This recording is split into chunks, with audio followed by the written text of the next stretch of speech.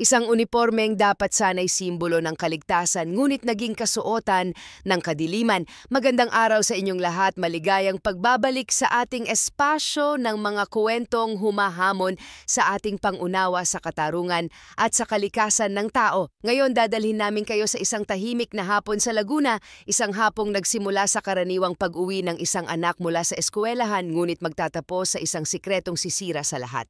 Ito ay isang salaysay tungkol sa isang pamilyang binuo ng pagmamahal, winasak ng isang karumal-dumal na krimen at muling binigyang lakas ng isang hindi inaasahang pag-amin. Ating tutunghayan kung paanong ang isang pangako ng proteksyon ay naging isang banta, kung paanong ang katahimikan ng isang biktima ay naging isang sigaw na umalingaw-ngaw sa mga korte ng batas at kung paanong ang isang konsensyang hindi matahimik ay naging susi sa pagbubukas ng pinto ng hustisya.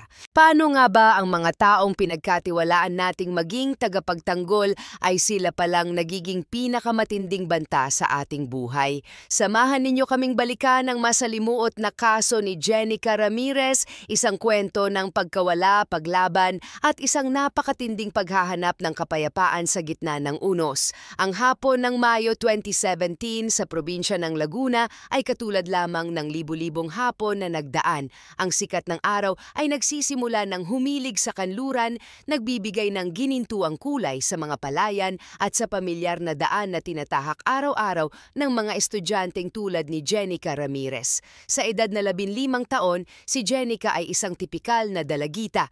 Hindi siya ang tipo na sentro ng atensyon, mas ninanais niya ang kumpanya ng mga libro at ang katahimikan ng sarili niyang mundo.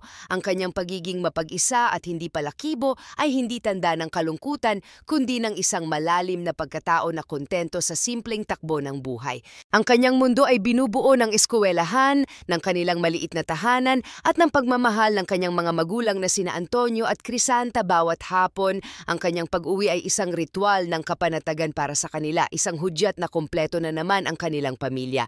Ngunit sa hapong iyon may isang bagay na iba, isang bagay na sisira sa paulit-ulit na guhit ng kanilang ordinaryong buhay. Habang naglalakad si Jenica sa gilid ng kalsada, isang police mobile ang biglang huminto sa kanyang tabi. Ang biglaang pagpreno nito ay tila isang matalim na tunog na pumunit sa payapang himig ng paligid. Mula sa loob, dalawang unipormadong pulis ang bumaba. Ang isa ay isang lalaking nasa mga huling taon ng kanyang 20, si SPO1 Alex Punzalan. Siya ang nagmamaneho at sa kanyang mga mata ay mababanaag ang isang uri ng pag-aalinlangan. Ang kasama niya, isang mas matanda at tila mas may autoridad, ay si SPO2 Dario Salcedo, 41 anyos. Ang kanyang tindig ay may dalang bigat at ang kanyang mga mata ay may kislap na mahirap basahin. "Miss, sumama ka sa amin," wika ni Salcedo. Ang boses ay kalmado ngunit may diin na hindi maaring tanggihan. "May itatanong lang kami, walang pag-arestong naganap, walang warrant na ipinakita, isang simpleng paanyaya na may bigat ng isang utos." Si Jenica na sa buong buhay niya ay tinuruang gumalang sa autoridad ay hindi nakakibo. Anong kasalanan ang nagawa niya? Wala siyang maisip. Isa lamang siyang estudyante, ngunit sa harap ng dalawang armadong lalaki na may suot na uniforme ng batas, ang kanyang munting boses ay nalunod sa biglaang pagtibok ng kanyang dibdib.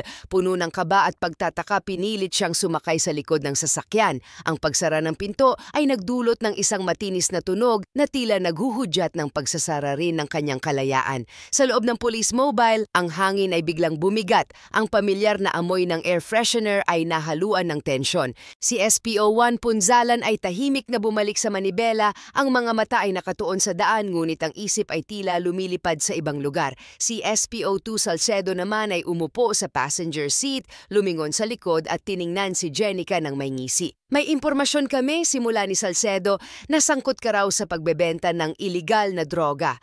Ang akusasyon ay isang bombang sumabog sa tahimik na mundo ni Jenica. Droga?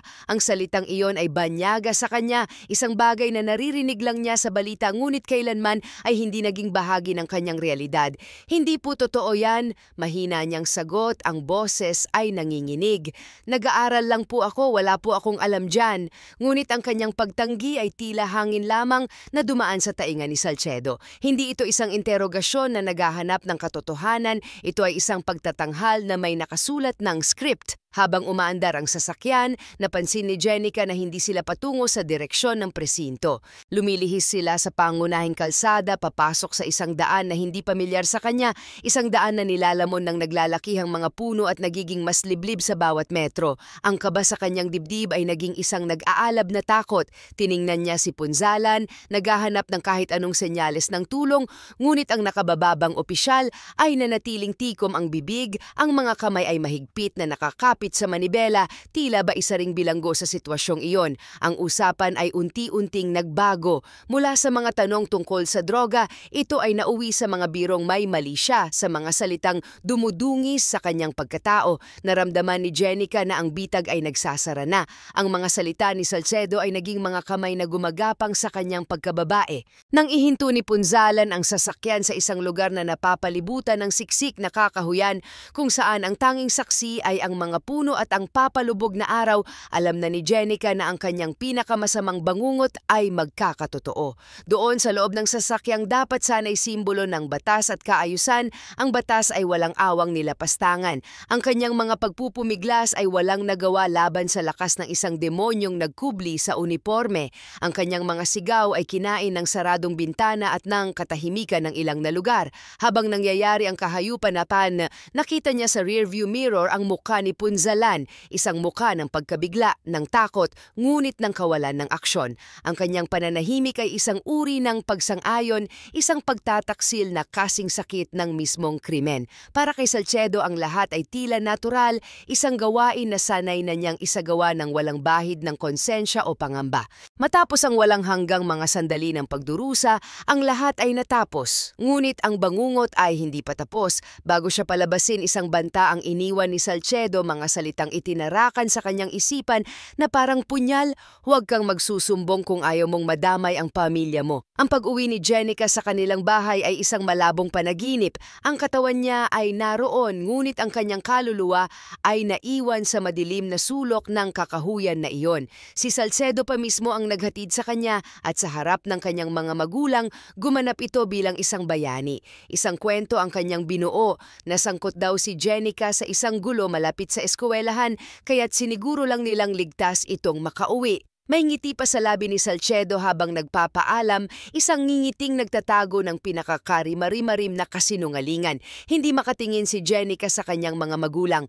Ang kanilang mga mukha na dati nagbibigay sa kanya ng kapanatagan, ngayon ay tila salamin ng kanyang kahihiyan. Dumiretso siya sa kanyang silid, isinara ang pinto at doon sa dilim, ang pader na matagal niyang itinayo sa paligid ng kanyang emosyon ay tuluyang gumuho. Ang mga luhang hindi niya mailabas kanina ay bumuhos na parang agos ng ilog, dala-dala ang lahat ng sakit, takot at dumi na ipinaramdam sa kanya. Ang pinto ng kanyang kuwarto ay naging pinto ng isang selda at siya ang bilanggo ng sarili niyang sikreto. Ang mga sumunod na araw ay naging mga linggo ng pagluluksa sa loob ng kanilang tahanan, isang pagluksang walang nakakaalam ng dahilan. Ang dating Jenica, tahimik ngunit may buhay, ay naglaho. Ang pumalit ay isang anino, isang katawang walang kaluluwa na gumagalaw sa kanilang bahay. Halos hindi na siya nagsasalita sa hapagkainan, ang kanyang plato ay madalas na hindi nagagalaw. Ang kanyang mga mata ay laging nakatitig sa kawalan, tila ba may pinapanood na isang pelikulang paulit-ulit na nagpapalabas ng parehong nakakatakot na eksena. Gabi-gabi naririnig ni na Antonio at Crisanta ang mga impit na iyak mula sa kanyang silid, mga tunog ng isang pusong dinudurog na hindi nila maabot. Ang pagbabago ay napakabilis at napakalaki. Si Jenica na dating masigasig sa pag-aaral ay tumigil na sa pagpasok, ang kanyang katawan ay nangayayat at ang dating kislap sa kanyang mga mata ay napalitan ng isang permanenteng ulap ng kalungkutan. Para kina Antonio at Crisanta, ang bawat araw ay isang palaisipan. Noong una inakala nilang epekto lamang ito ng gulo na ikinuwento ng pulis. Ngunit habang lumilipas ang panahon, ang kanilang pag-aalala ay naging isang malalim na pagkabahala.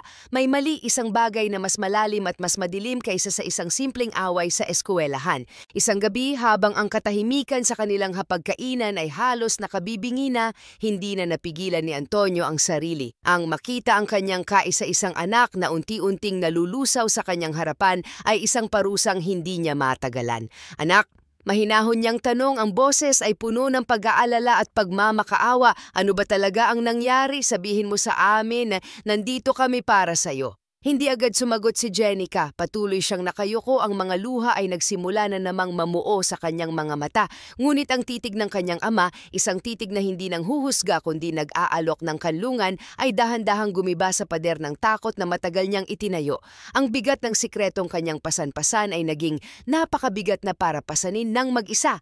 At doon sa pagitan ng mga hikbi at ng mga salitang nabubulol, ang katotohanan ay lumabas. Bawat salita ay tila isang piraso ng bubog na sumusugat sa kanyang lalamunan habang binibitawan niya ito. Ikinuwento niya ang lahat, ang paghinto ng police mobile, ang mga akusasyon, ang pagdala sa kanya sa liblib na lugar, ang kababuyan sa loob ng sasakyan, ang pananakot at ang kasinungalingang binuo ni Salcedo. Habang nagsasalita siya, ang kanyang mga mata ay tila napagod na sa pag-iyak. Isinuko na niya ang lahat sa kanyang mga magulang, ang huling lakas na natitira sa kanya. Para kay Antonio, ang mga salita ni Jenica ay parang mga suntok sa kanyang dibdib. Ang hangin ay tila naubos sa kanyang baga. Ang kanyang anak, ang kanyang prinsesa, ay dinungisan ng mga taong dapat sana'y nagpoprotekta rito. Si Crisanta naman ay hindi na napigilan ang sarili. Niyakap niya ng mahigpit ang nanginginig na katawan ni Jenica. Ang kanyang mga luha ay bumabasa sa buhok ng anak, isang ina na walang magawa kundi damayan ang sakit na hindi niya kayang alisin. Sa gabing iyon, ang kanilang tahanan ay napuno ng pighati, ngunit sa gitna ng kadiliman, isang ningas ng determinasyon ang nagsimulang mag-apoy sa puso ni Antonio. Hindi niya ito palalampasin. Kinabukasan, ika-9 ng Hunyo 2017, dala ang bigat sa kanilang mga puso, ngunit may bagong determinasyon, nagtungo ang pamilya Ramirez sa presinto ng pulisya. Para sa kanila, ito ang unang hakbang patungo sa katarungan. Inaasahan nila ang simpatya, ang tulong, ang agarang aksyon mula sa mga kapwa alagad ng batas. Ngunit ang kanilang inasahan ay isang malaking pagkakamali. Ang kanilang paghahanap ng hustisya ay sinalubong ng isang pader ng pagwawalang bahala at pagtatakip. Pagpasok pa lang nila sa presinto, ang atmosfera ay agad na naging malamig. Ang kanilang reklamo laban kay SPO2 Dario Salcedo ay sinalubong ng mga titig na mapanghusga at mga ngising mapang-asar. SPO2 Salcedo, kilala namin yan dito. Isa yan sa mga pinakamahuhusay naming pulis, sabi ng desk officer. Ang tono ay may halong pagdududa sa kanilang kwento. Tinawanan lang sila. Sila ang mga biktima, ang pamilyang nasira ay tila mga nagpapatawa lamang sa harap ng mga taong dapat sana'y kanilang kakampi. Nasaan ang ebidensya ninyo? Tanong ng investigador. Mahigit 1 buwan na ang nakalipas. Wala nang makukuhang ebidensya sa katawan ng anak ninyo. May testigo ba kayo? Ang bawat tanong ay isang sampal sa kanilang pagkatao. Wala silang testigo maliban sa isang pulis na kasabwat sa krimen. Wala silang pisikal na ebidensya dahil ang takot ay pumigil sa kanila na kumilos kaagad. Ang tanging mayroon sila ay ang salita ng isang nasirang dalagita laban sa salita ng isang respetadong opisyal. Sa loob ng presintong iyon, malinaw na mas may kapangyarihan ang uniforme kaysa sa katotohanan. Ang mga nasa loob ay malinaw na kaalyado ni Salcedo. Walang kasong naisampa. Ang tanging narinig nila ay mga hungkag na pangako ng isang investigasyon na alam nilang hindi kailanman mangyayari. Tila sila sinisipa-sipa sa 4 na sulok ng silid na iyon, ipinaparamdam na wala silang laban, umuwi silang bigo. Ang bigat ng pagkadismaya ay mas mabigat pa kaysa sa pighati na kanilang dinala papunta roon. Para kay Jenica, ang pagbisita sa presinto ay muling bumuhay sa lahat ng kanyang masamang alaala. Ang mga mukha ng mga pulis na pinagsumbungan nila ay naging anino ng mukha ni Salcedo. Ang kanilang pagtawa ay umalingaw-ngaw sa kanyang isipan kasabay ng mga banta na binitiwan nito. Nagsimulang manginig ang kanyang katawan sa takot. Paano kung tuparin ni Salcedo ang kanyang banta? Paano kung madamay ang kanyang ama at ina dahil sa kanyang pag-amin? Ang ginawa niyang paglalakas loob na magsalita ay tila nagdala lamang ng mas malaking panganib sa kanilang pamilya. Pagka-uwi ng bahay, ang kalagayan ni Jenica ay lalo pang lumubha. Ang kaunting liwanag na sumilay nang siya'y umamin ay tuluyan ng nilamon ng kadiliman. Nagkulong siyang muli sa kanyang silid. Ngunit ngayon ang katahimikan ay mas malalim, mas nakakatakot. Ang kanyang mga magulang ay wala na ring magawa. Sinubukan nila ang lahat, pag-alo, pagpapakita ng pagmamahal, mga pangako ng paglaban. Ngunit ang trauma ni Jenica ay isang sugat na hindi kayang gamutin ng mga salita. Naubusan na sila ng paraan para pag-aani ng krus na kanyang kinapasan. Mahigit 1 buwan matapos ang insidente sa presinto, isang umaga nagising si Crisanta sa isang kakaibang katahimikan. Kadalasan kahit hindi lumalabas ng kwarto si Jenica, naririnig niya ang maliliit na kaluskos mula sa loob. Ngunit sa umagang iyon, wala. Isang ganap na katahimikan ang bumalot sa kanilang bahay. Kumatok siya sa pinto ng anak. "Jenica, anak, gising ka na ba?" Walang sumagot. Kumatok siya ulit, mas malakas. Pagtataka ang pumalit sa kanyang pag-aalala. Tinawag niya si Antonio. Hindi sumasagot si Jenica, sabi niya ang boses ay nagsisimula ng manginig. Sinubukan ni Antonio na buksan ang pinto, ngunit nakalak ito. Dito na sila kinabahan ng husto. Gamit ang buong lakas, puwersahan niyang sinira ang seradura. Ang pagbukas ng pinto ay nagbunyag ng isang tanawin na tuluyang nagpaguho ng kanilang mundo. Isang imahe na habang buhay na magiging tatak sa kanilang mga isipan. Si Jenica ay naroon sa isang kalunos-lunos na estado. Wala na itong buhay. Walang iniwang sulat. Walang paalam. Ang tanging naiwan sa silid na iyon ay isang nakabibinging katahimikan at mga tanong na hinding-hindi na masasagot. Para kay Antonio, ang oras ay tumigil. Tila rin siya nalagutan ng hininga, ang kanyang mga paa ay napako sa kinatatayuan. Ang tanging tunog na bumasag sa katahimikan ay ang humahagulgol na sigaw ni Crisanta, isang sigaw ng isang inang nawalan ng lahat. Ang tunog na iyon ay umalingaw-ngaw sa buong kabahayan, sa buong kapitbahayan, isang testamento sa isang trahedyang hindi na kailanman mabubura. Dumating ang ambulansya, ang mga pulis, ang mga tanod, ngunit huli na ang lahat. Wala na si Jenica, ang laban niya ay natapos sa paraang hindi dapat. Sa burol, kaunti lamang ang dumalo. Sa isang komunidad na puno ng haka-haka at walang alam sa totoong kwento, ang pagpanaw ni Jenica ay naging isang paksa ng tsismis. Maraming humusga. May nagsabing pabaya ang kanyang mga magulang. Ang bawat bulong ay karagdagang saksak sa nagdurugong puso ni na Antonio at Crisanta.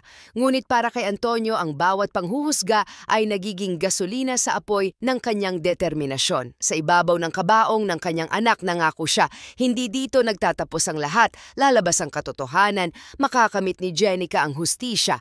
Ilang araw pagkatapos ng libing, bitbit ang lahat ng dokumento at ang bigat ng kanyang pagluluksa, nagtungo si Antonio sa tanggapan ng Public Attorney's Office. Doon ay nakipagkita siya kay Attorney Regina Macalintal, isang abogadong kilala sa pagtulong sa mga naaapi at walang kakayahang lumaban. Isinalaysay ni Antonio ang lahat mula sa simula hanggang sa masaklap na wakas. Nagmakaawa siya para sa tulong. Nakita ni Attorney Macalintal ang sinseridad at sakit sa mga mata ng ama at tinanggap niya ang kaso. Ngunit gaya ng inaasahan, ang daan tungo sa hustisya ay mabato at matagal. Napakaraming kailangang buuin, sworn affidavits, mga ebidensyang mahirap nang makuha. Ang pinakamalaking hadlang ay ang kawalan ng medical legal report dahil hindi ito nagawa noong nabubuhay pa si Jenica. Para sa mag-asawa, ang bawat araw ng paghihintay ay isang walang katapusang pagdurusa. Ngunit hindi sila sumuko.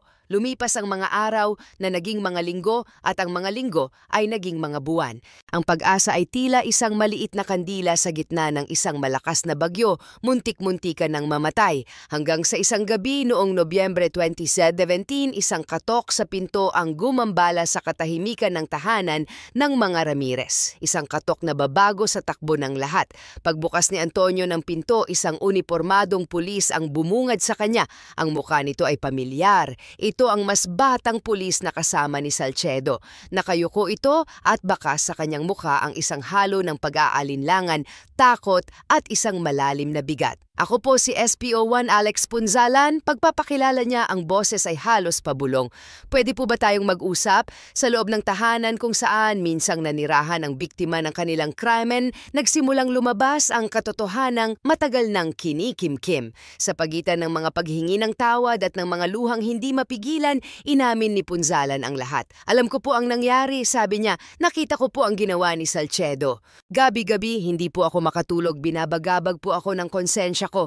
Ikinuwento niya kung paanong ang takot niya sa kanyang senior officer ang pumigil sa kanya na kumilos noon.